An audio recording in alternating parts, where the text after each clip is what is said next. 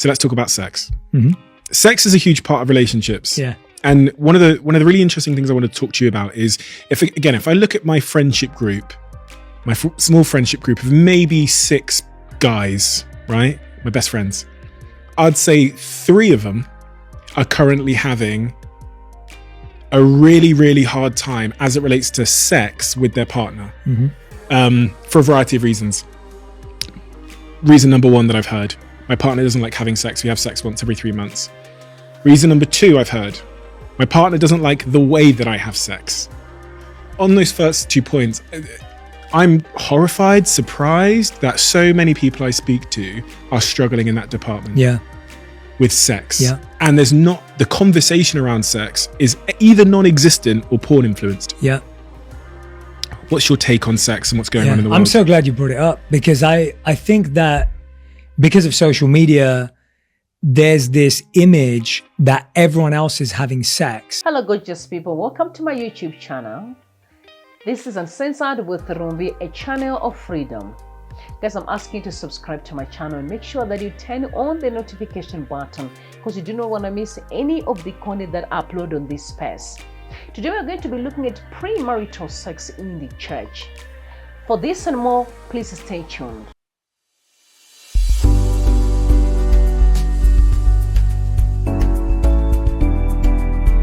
A lot of people have, and all the stats show that people are having less and less sex. There are more and more sexless relationships and marriages every single year, and it's so much more common.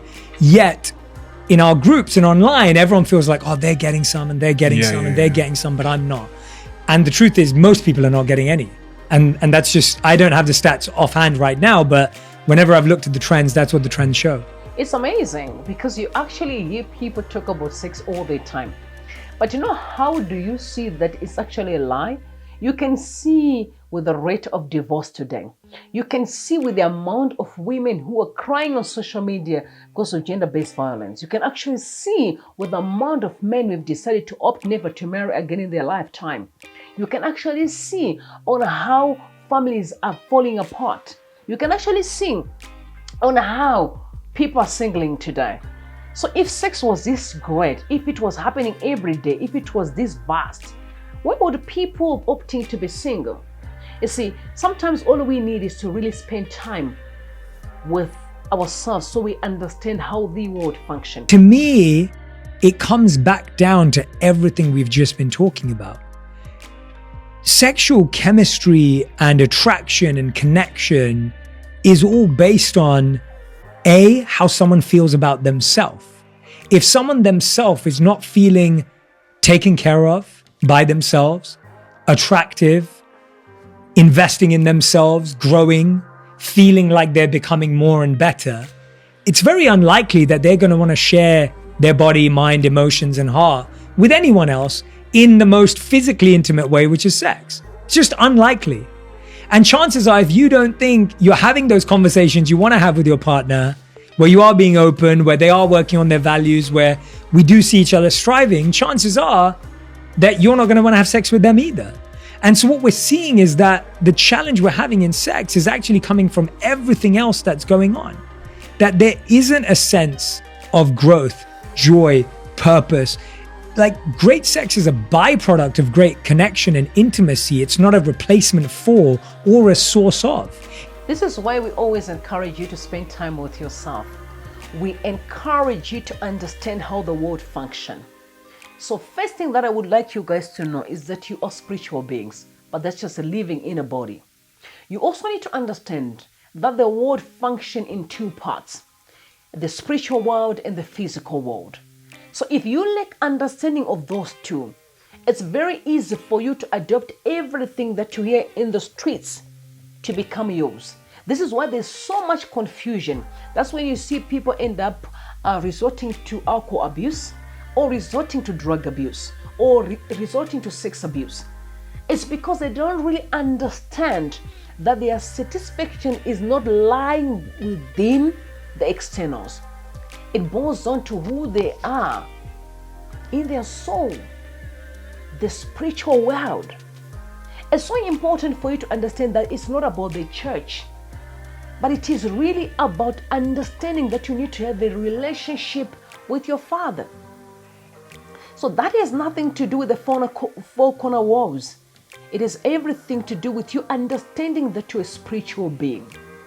And before you talk about your physique, deal with the spiritual world.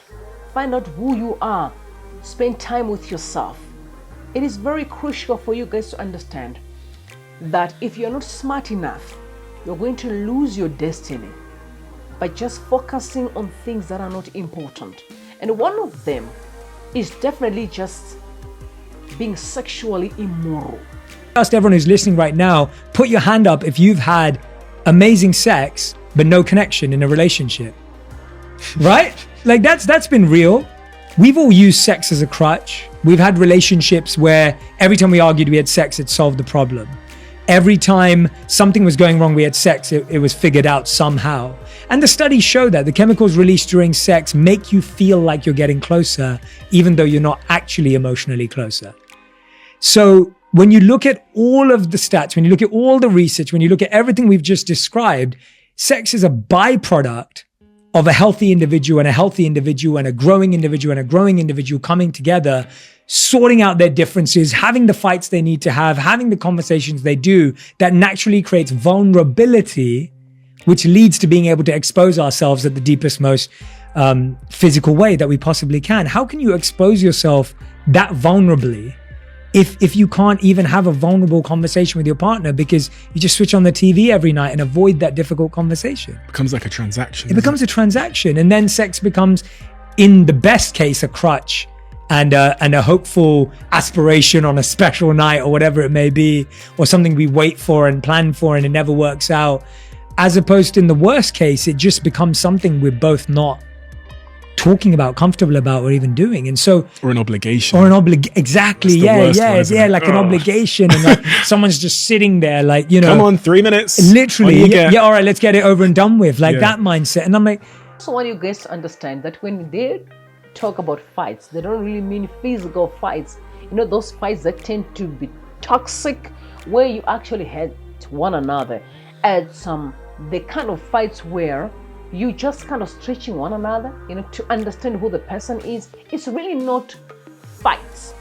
We call it health fights. You know what I mean? Like just some arguments, like, oh, for sure, can we debate on something?